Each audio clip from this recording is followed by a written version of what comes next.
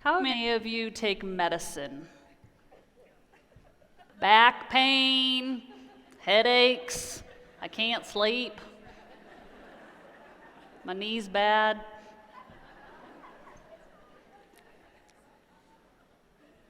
And I make jokes of it because we're all doing it. And I'm not different than you. Medicine for a lot of things. And I'm not here because I think we can cheer people that are like, I got off antidepressants and that's great, but sometimes we need those things. And there's no shame in that. And you need to know that too. I've been on a journey to really, really go deep within myself. Go deep into so much self-love, so much worthiness work, because I felt like if I really wanted to help each one of you, and you guys showing up all the time in my programs, showing up, trusting, then who am I to share anything if I'm not willing to do the work first? So I've found myself in sweat lodges. I have found myself in temescals. Anybody know what a temescal is? Temescal is similar to a sweat lodge. It's what the Mayans use, and it symbolizes kind of like a womb. And I had stories around sweat lodges. I'd heard that people died in sweat lodges, and that these healers would put you in there and you couldn't get out and people died. Those were the stories that I knew about sweat lodges. So my mind was like, that's crazy stuff. But my soul was like, learn about the indigenous ways. Before medicine was here, before back pain, headache medicine, sleeping medicine, purpose medicine, all these medicines are here. What did the indigenous people know, and what do they still know? Because you go into these third world countries and they are happy. They are so happy. And I wanted to know, why are they so happy? They're sleeping on floors. They're eating corn 5 times a day. I've never eaten so much corn in my life. Cream of corn, corn on a cob, corn for every meal. But I've been so committed to dive into what do these indigenous people know that's coursing in each one of our veins. And so a temescal is like a sweat lodge, and it's made out of clay, and it's here to resemble the womb. It's dark in there, and there's 4 corners to resemble the 4 corners, north, east, west, south. And all my stories, the first time I got invited to do this sweat lodge, I was up with another Native American. And I had stories about that stuff. I had judgment around that stuff. But my soul's like, step in.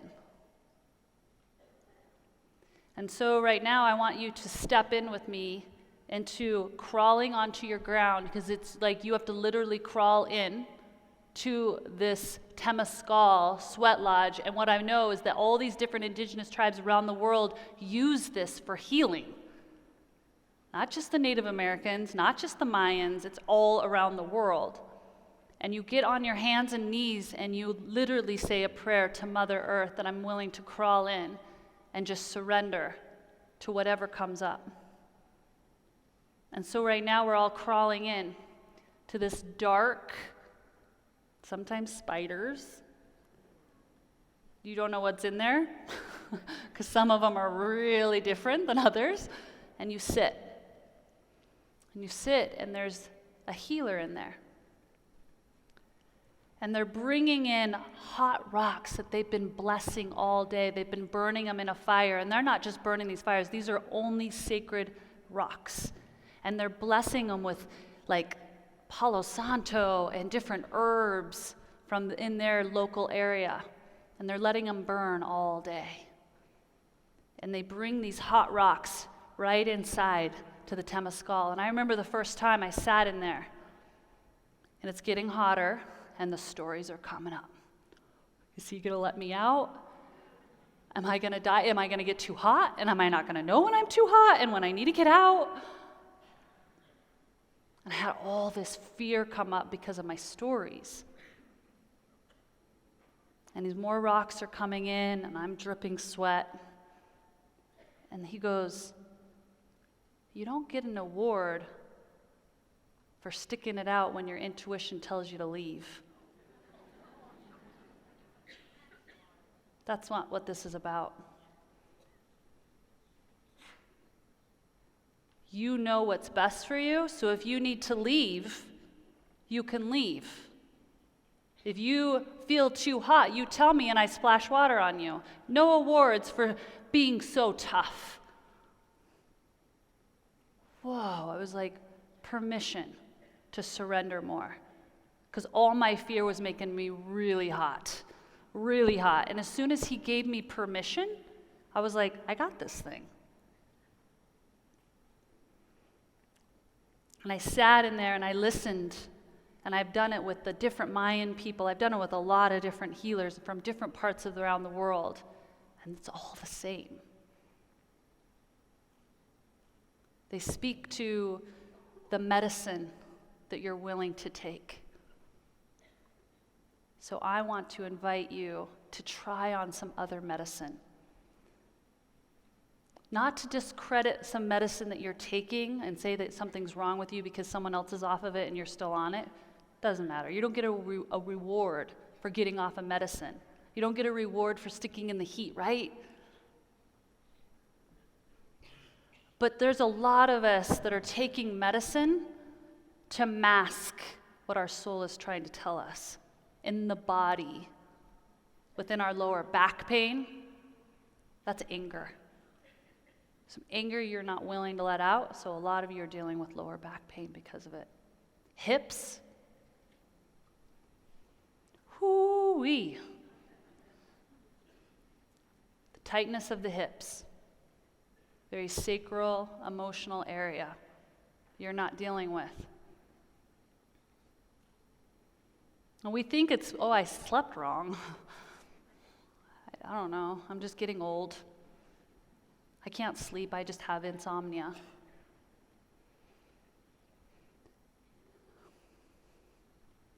What if your soul's just trying to tell you that maybe, just maybe listen to me for a minute. I'm keeping you up at night, I'm tapping at you at night. Can you please listen? Don't try to shove me down with your medicine.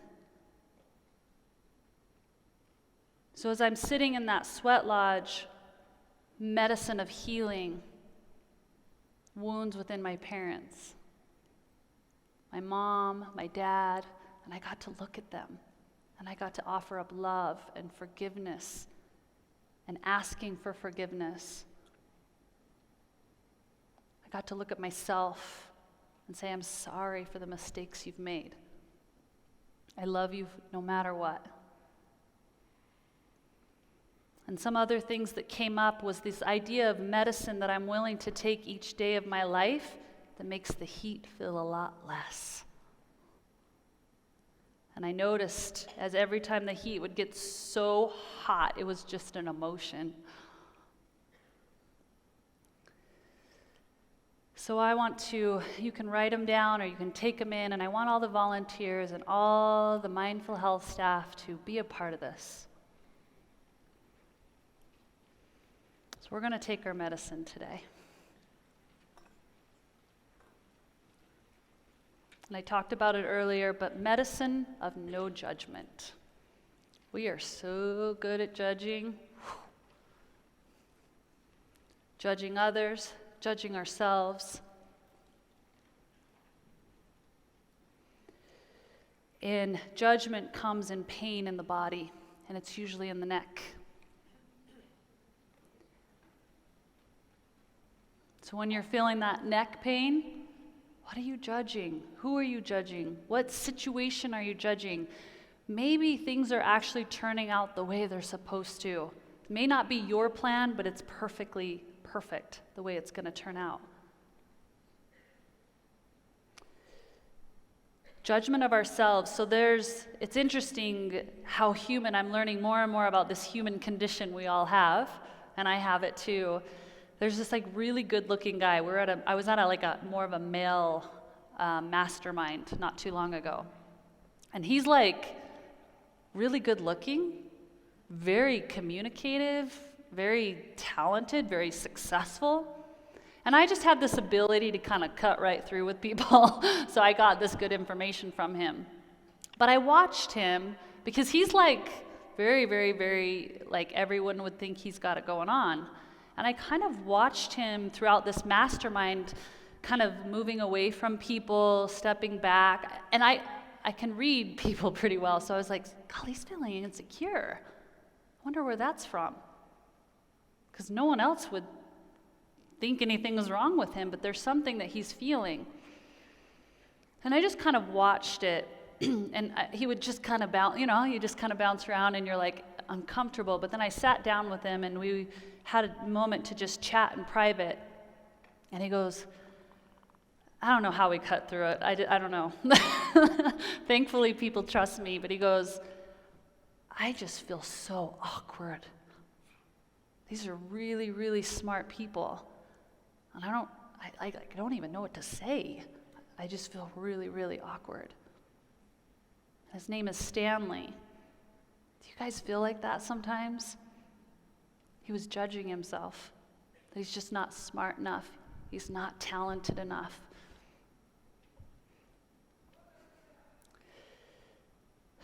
So taking the medicine of judgment, no judgment. And remember Stanley. Are you being Stanley? Are you getting awkward in the silence? Awkward in the aloneness? Not feeling like you got invited on the hike? You don't have a flower on your shirt? Do I fit in? Everybody's going to dinner. No one asked me to go to dinner. Right? And then when we're just like that awkward a little bit, there's a few of you still in that space playing the Stanley card. Can you take that medicine and just step in? The medicine of grace.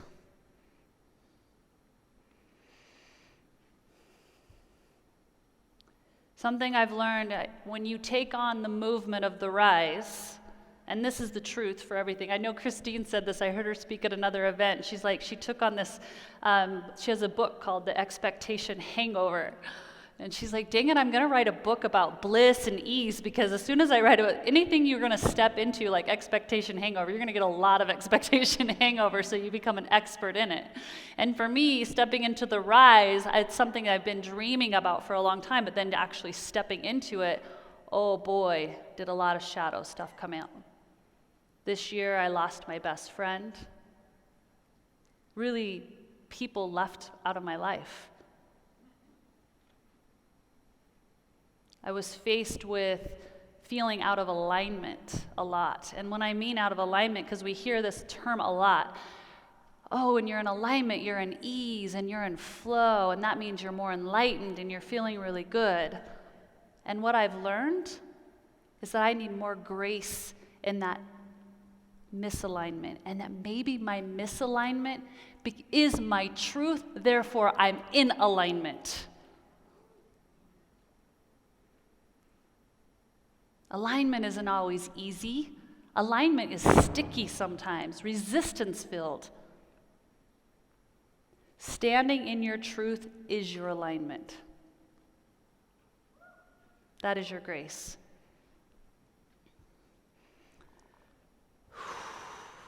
This was going to be a big one.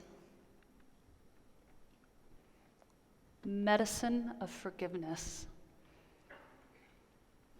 And I have a whole chapter on this in my book. When you lose a son, you go through a terrible divorce, you're broke as a joke, finding $47 to your name. You got to work on forgiveness. And a lot of you have really tough stories. And there's this anchor still. You're trying to rise, and you're trying so hard to be in your fullest expression. And you're like being like that hot air balloon that's getting lifted up, but you still got these attachments down you haven't let go. You're still pissed off. You're still remembering what was done to you and how it made you feel. And I'm going to tell you that untaching those things and then in forgiveness is going to free you up to rise. And it has taken me a 5-year journey to get to this space of really radical forgiveness. And I cannot tell you what that's done for me and what it will do for you. So you take the medicine of forgiveness? I want you to journal for a minute and write down the person you need to forgive. And on one big page, turn your page, say, I am willing to forgive. And then when you feel ready, you don't have to do it now, you may not be ready. You go back to that page and you put that thing, that person in there. But write it big. I am willing to forgive. I write all about it in my book. It is not an easy journey, and it does not always happen overnight. Sometimes it can. Lucky you. But I promise you, if you will let go of those strings, you will rise. It's about taking back your own power. And some of you came here just for this, to forgive. It's the one last string to your rise. And you know who you are. Thank you, Danette. Medicine of laughter. Are we laughing enough? Right? Sounds so simple. Some of us would sleep so much better if we just laughed. You don't even need melatonin. You just laugh and laugh and laugh. Try this on for a minute. Turn off the news. If you're a news watcher and you have it in I like it for background noise. What? I like the negativity rolling in the background.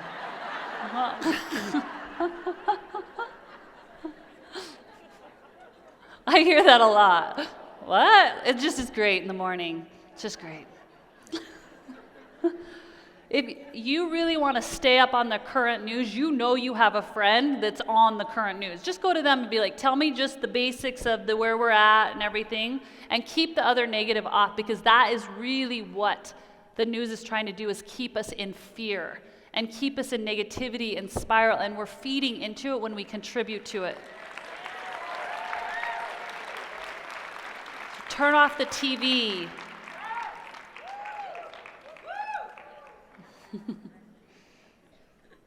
I do not watch news. After the rise, no more TV. Moving the TV out. Your husband's like, what happened? I hate that, Danette girl. I liked her before because you got more frisky when you did her program, but now I hate her.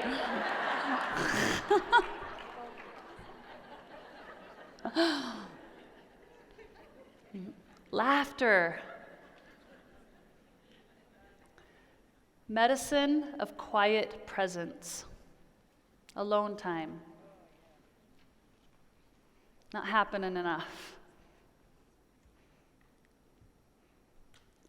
You're all achy because you're on a lot of noise, a lot of social media.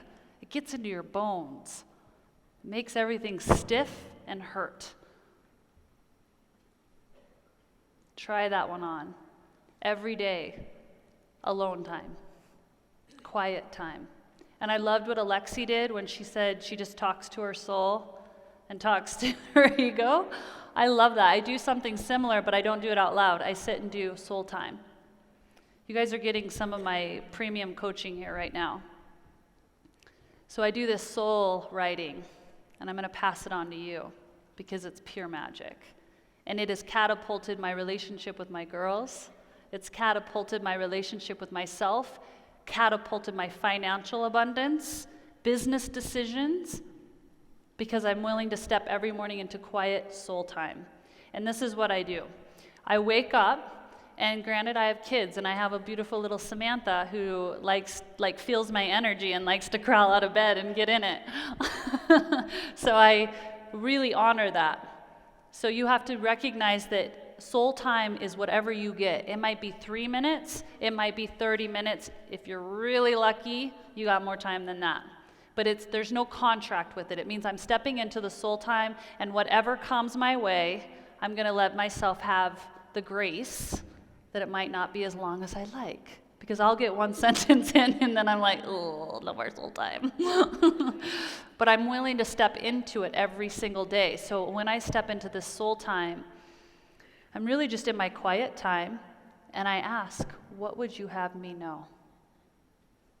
I just write it in my journal. What would you have me know? And I write whatever comes out, and you're kind of shock yourself. Sometimes your penmanship changes. Sometimes you're like, oh, just writing random stuff. Write it, no judgment, just write and write and write whatever comes out. If you have a specific question around your children, around your loved ones, around career or business, take a minute and just ask that question. Would you want me to know something about my children? Would you want me to know something about my health? And just write and see what magic unfolds. A lot of my business decisions lately have come from soul writing, and then I go tell Craig, and I'm like, we gotta try this. And it works every time. Cacao, bliss came from soul writing. My live videos that a lot of you found me on Facebook came from my soul writing. A lot of you are in my life because of my soul writing. Because my soul connected with your soul. And I was told to run an ad to a Facebook Live in my soul writing. And I told Craig, put me up, I'm gonna make a smoothie live and you're gonna run an ad to it. It was dark, I was making a green, nasty looking smoothie, and 8 million people watched that video. And a lot of you came through that avenue. Don't underestimate that time and that medicine that's for yours for the taking.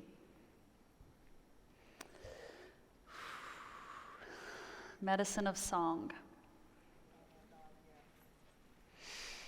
So as the heat was rising, I was actually in a temescal with Maya. And usually on the 4th cycle, when they keep bringing in more and more hot rocks and you feel like you can't take any more, it's getting really, really hot and you're getting pushed against the pressure, and usually you're with a healer that's telling you different things that need to come up for you and the different positions around the north, east, west, south. And usually it's like the last one is like, oh, it's not so much that it's really hot in there, it's just that you've been sitting with all your shadow for a while. And what we've noticed, if you break out in song, you get a drum and you just start singing whatever comes to you in this dark womb. It's no longer hot. The heat goes away in the song.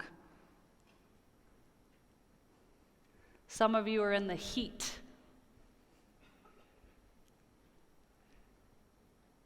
You're like on your 4th round of that heat in your temescal. Can you start singing? Can you wake up and turn on some music and sing? Because I promise you that heat starts to dissipate in your song. Beautiful. Medicine of dreaming. Dreaming. Do you dream enough? As little kids, we dream all the time. You're dreaming about unicorns, riding them, you got a colored Pegasus. Like, their imagination's wild. And somewhere along the way, we forgot to dream. We were told that maybe our dreams were never going to come true. We were told that maybe dreams were foolish. Be more realistic. How many of you were told to be more realistic as a little kid? You got to earn a living. Got to marry a decent man. Who are you to travel? You're going to get hurt. My dad.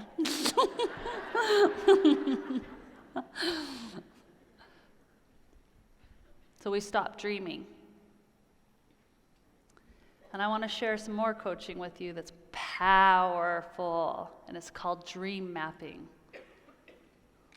And I learned this actually from Kyle Cease. I'm not sure if any of you guys know who he is. He's a transformational comedian. And one day we were at this mastermind, and we were stepping out in this hallway, just me and a couple other people and him, and he was like, I want to, and he calls it something else. And he's like, I want to do this with you. And wow, it was powerful. And I've been doing this. I do this. We've done it with our team. I do it with Craig once a week, and I do it with myself. I'm the crazy lady hiking, doing my dream mapping. And we're going to do dream mapping. And I'm going to share with you how this goes. You're going to take yourself, you can do 6 months or a year from today, right? You're going to take yourself from 6 months or a year. You decide. I don't care. 3 years, I don't care. From where we are today, sitting here. And you're going to just let it rip on all the things that happened, like full out, like without judgment, being like, oh, that's too shiny, that's too big, that's too bright, letting it rip. So I'm going to give you an example, and then we're going to do it together. Do you remember that time when we gathered at the Rise? And it was just a dream before, but then we were here, and there was thousands of us, and we came together as sisters, and I thought that this was it. But then, oh my gosh, a year later, we were actually in a stadium, and there was 50,000 of us, and we were raising the vibration around the world. And then we decided to go to Beijing, and then Australia, and we were going to do it all over the world and ignite the world and let it shoot up and like give every woman permission to shine as bright as possible. Can you imagine that? Can you believe that happened from that moment? Oh my gosh, and I am so healthy. I thought I felt really good at the Rise, but whoo, I'm like 10 years younger. I look amazing. My skin's younger. Oh my goodness, I've got healthy hair. And my relationship, woo. I thought it was pretty dang amazing, and it was. But wow, we're just flowing and jiving, and we're connecting deeper than we've ever connected. And when we're looking eye to eye, like it's not just rhythm anymore. It's like we go deep, and we look and connect in each other's eyes, and I get to feel his heart. And my children, oh my goodness, my children. I've watched them with so much confidence grow into releasing stories of what other people are expecting of them and really stepping into so much integrity and so much confidence for themselves. And it's been so beautiful to watch them grow up into this confidence, into this beauty that they are. Do you see how this goes, guys? How powerful it is, and I promise you when you step in this, your vibration changes. And you feel so alive. So I actually have a dream, and I've had a dream. Ever since I watched this video about water, I had a dream to make a difference in this area. I couldn't fathom that I'm talking about self-development, and I'm talking about loving yourself more, and there are people who actually do not have clean drinking water. And who am I to tell them to love themselves more when they can't even have the fundamental basics of survival? Water is 70% of what's in our bodies. We need water more than we need food. So when I watched this video, I had a goal to raise $100,000 to this charity. Proceeds from your ticket is going to Charity Water. And I learned about Charity Water after I had scheduled the event, and after some of you had bought tickets, and after I started writing my book. And I decided to go a step further, and every book purchased of my new book, The Rise, I should grab it, proceeds go to Charity Water. You see, The Rise isn't just about us. The Rise is giving permission for everyone around the world to rise up. So this is my dream of $100,000 to charity water. And you're all a part of it already. And I want to tell you about this book because this book literally fell in my lap. I know that a lot of people work really hard to get a publishing deal. And actually, my husband didn't even realize that I didn't actually work really hard to get this publishing deal. He thought I reached out to a lot of publishers and I had to set him straight. I always had the dream to, but I never stepped into it. I did have a conversation with Hay House, which was my preferred publishing house, about 4 years ago.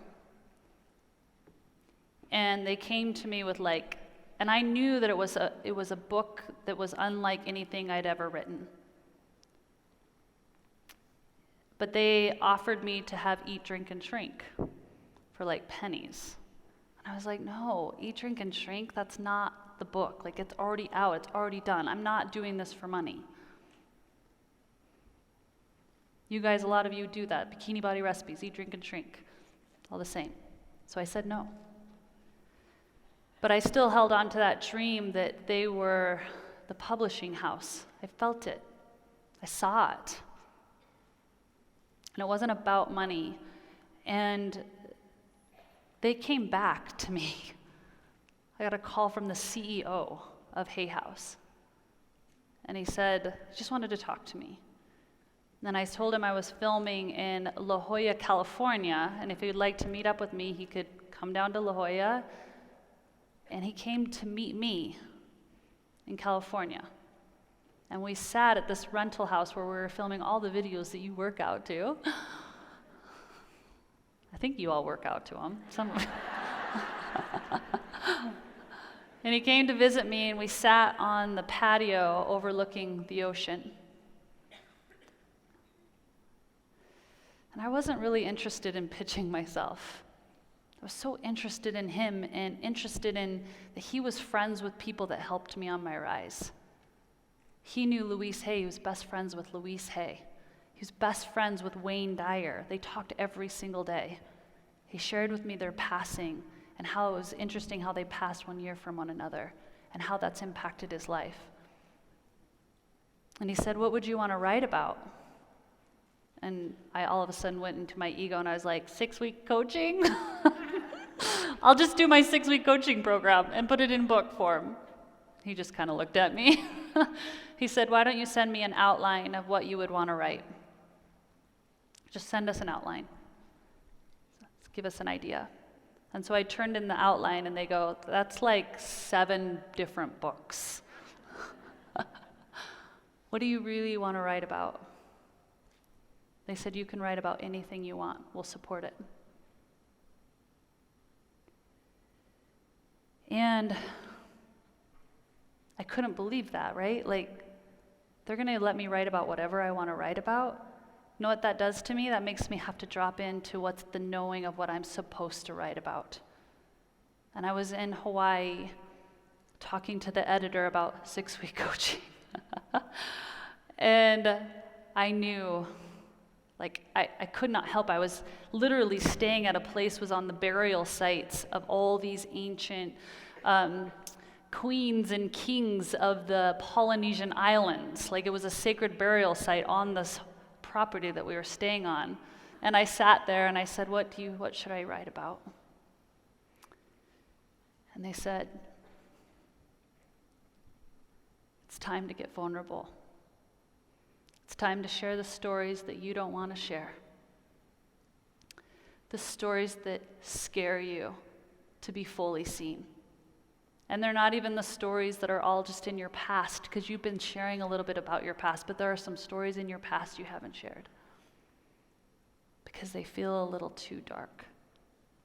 And there's things that are happening now that you don't want to be judged about either. But if you don't step into this, you're not giving permission for anyone to step into all of their vulnerability, all of their story. So I stepped into this, and not only did I step into it, Hay House said, oh, you have the Rise event? We're going to fast track your book. You're going to write it in 6 weeks. So every single day, weekends, hours and hours, every single day for 6 weeks, there was not a day off. Me and the editor went into the deep, dark stories of my rise. And I shared things that I'm scared for you to read now. Because I'm human too, and I want to be loved, and I want to be seen, and I want to be accepted. But know what I want more? I want to do what I'm asked by my soul more than I want to be seen and accepted by you. Because that is my truest happiness. So, the Rise proceeds, every book purchase goes to Charity Water, proceeds go to Charity Water. You don't make money on books, alert, in case you ever think you want to get a published book. You don't make any money on a published book. You do it because you're asked. You do it because you need to share the stories of whatever you're meant to share. And if you get that honor, I ask that you share what you're asked to share, not what you think you should share or what sounds awesome to share. Love you so much. Thank you for being a part of my rise. Thank you for being unapologetically you. Thank you for being vulnerable. Thank you for being willing to be seen and for loving yourself when you don't feel seen. For being manifestors, for stepping into doing the dream mapping, to doing the work. Because we need you.